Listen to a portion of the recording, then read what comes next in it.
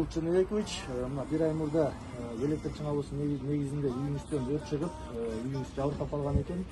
Мына жакшы нерсе, баягы өз учурунда ошол үйүңүздү турак жайыңызды мамлекеттик камсыздандыруу уюму тарабынан камсыздандырып койгон экенсиз.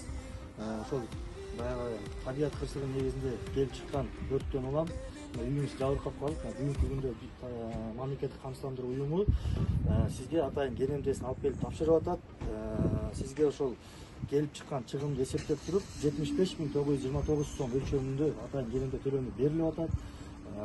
Эми сизге эмне калай? Мындан ары үй бүлөңүз аман, ден соолугуңуз чың, ошондой эле табият кырсыктарынан алыс болуңуз, көйдө кырсыктардан алыс болуңуздар.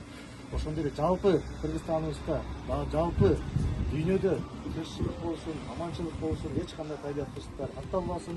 Мындан ары сиздин үйүңүздө эч кандай мындай эле жаман окуялар болбосун. Ар дайым эле жакшылык.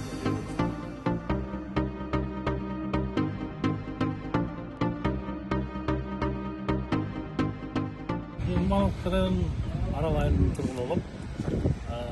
Будан бир ай мурунураак үйүнүн бир комнатасы светтин чыңалуусунда өрт чыгып, бир комнатасы күйүп кеткен. Ошого мамлекеттик камсыздандырып койгом. Негизи 2 жылдан бери камсыздандырып жүрөм. Алар келишип, текшеришип, өзүнүн чыгымдарын эсептешип, келемче төлөп беришти. Башка эмне деп айтам? Şu үйлөрүңүздөрдү камсыздандырыңыздар. Мамлекетке рахмат.